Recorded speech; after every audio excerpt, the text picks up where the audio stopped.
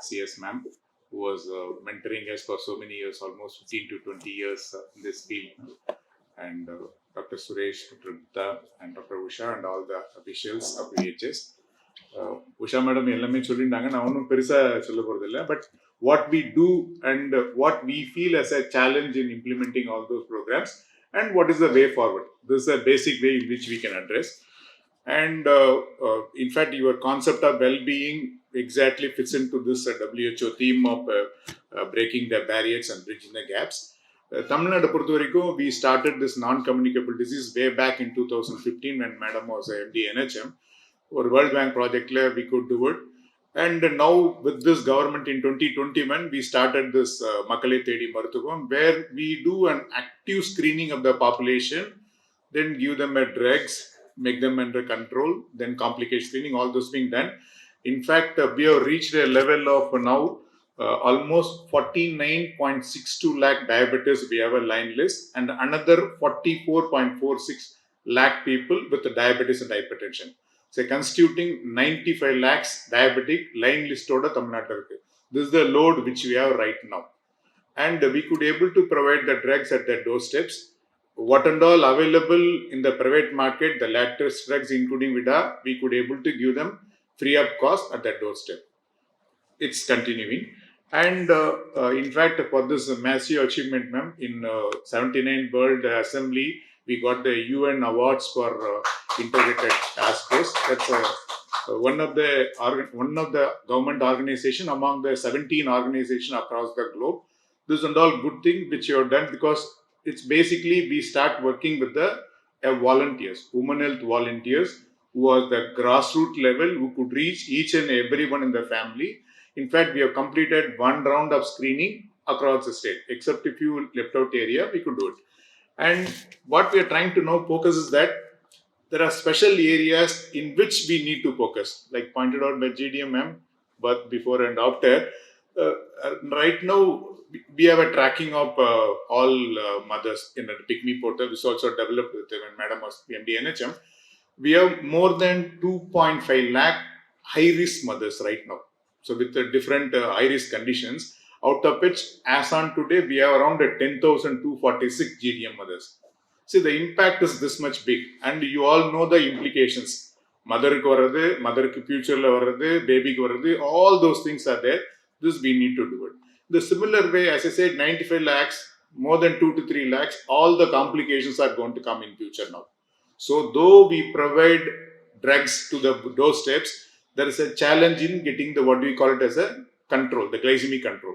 So, if we try to reach them actively, screen them, put them on a drug, latest drug possible, follow the protocol, but still the glycemic control is the big challenge. We have two evidences. So one is that we have a step survey done few years back, and another recent step survey done recently in 2022 and 23, where still it is only the 19% of the populational control is under control, only 19. And the way in which there is an increase is that few years back it was around 11% of the community was diabetic, now it is more than 20. See, the prevalence is increasing, the community level control is coming down, even with all the things available at their doorsteps. And second part is that we thought we'll do a small peer group control. We thought the control will be better. Even in those peer group control, the control is only 59%. And again, the challenge is that those people who are not under control, they don't have a single risk factor. So always a multiple risk factor putting together, making things still worse. And this is the type of special groups you're trying to concentrate. Second part is your complication screening. Usual your retinopathy, nephropathy and neuropathy, we could able to do little big things. Like one is your, for retinopathy, we already established a TELV centers where in your block level PHC, we could identify all the long-standing uncontrolled diabetes, do them a screening, refer them for a next level of management. All those procedures are already covered under CM insurance, without any expenditure we can do it. And for a chronic kidney disease, CKD, which was one of the highest utilized package under CM insurance, we spend more than 120 crores in a year for CKD alone. See, this is the implications of your complications. For this also, what we thought right now do is a simple urine albumin testing for all the persons coming to PHC. It's a very simple test, cost few price, but once you suspect that, we have a little protocol where they'll go for a next level of screening with the creatinine. If needed, we'll go to the next level of nephrology, whatever it is. This is one part.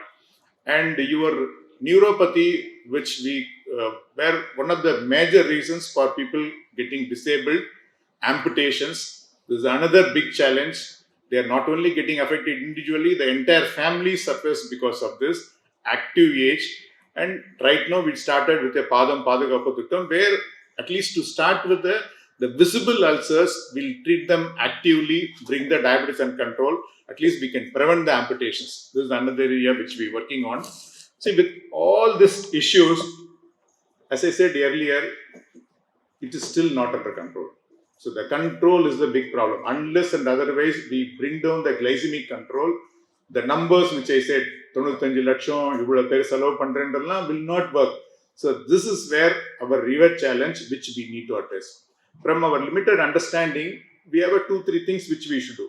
So as an individual level, we should start warning ourselves. See, unless and otherwise individual takes care of health, it's not going to be done. See, it's beyond the human capacity of the few institutions to take care of every individual.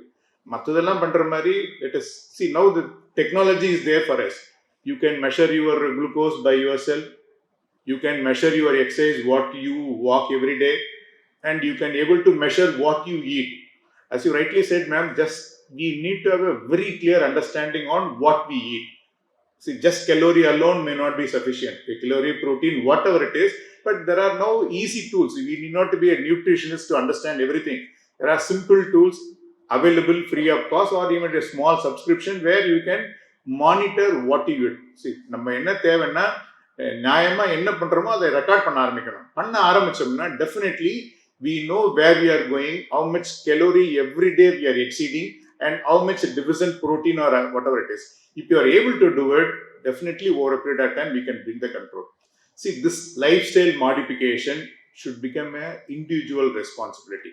See, this is where the IEC, NGOs, everyone has got a role.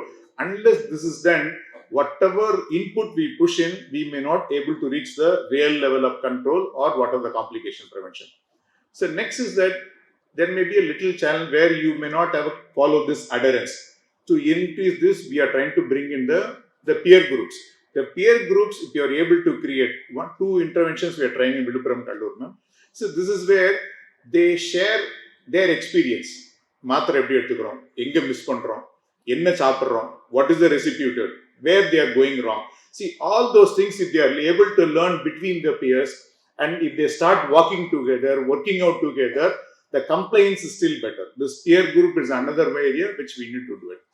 And third big challenge is that this is not, we should start doing only after you get into the problem. See, we need to start reaching the adolescence. See, unless and otherwise you reach the adolescence who are already varied BMIs, both low and low, and anemic, all stressed out, and educational peer or peer pressure, whatever it is. And if you add on to this metabolic disorders, they are landing into the adult age with all the complications, whether it is an NCD or your GDM, whatever it is. Unless and otherwise the adolescents are handled now, it will be very difficult. What we call it as, what you said is a Zomato, we call it as a commercial determinants. See, the commercial determinants is where the people, the adolescents are getting diverted. See, you are all sweet, sugar, trans fat. This is where the real addiction is there. The industry and the commercial establishment, for the various reasons, they could able to target this young generation, keep their balance sheet healthy. See, unless and otherwise you address these commercial establishments, commercial determinants, it's going to be the challenge. But it is our responsibility not only treat those people who are identified, but to prevent the younger generation getting into the problem. Once again, thank you very much for the opportunity. Thank you.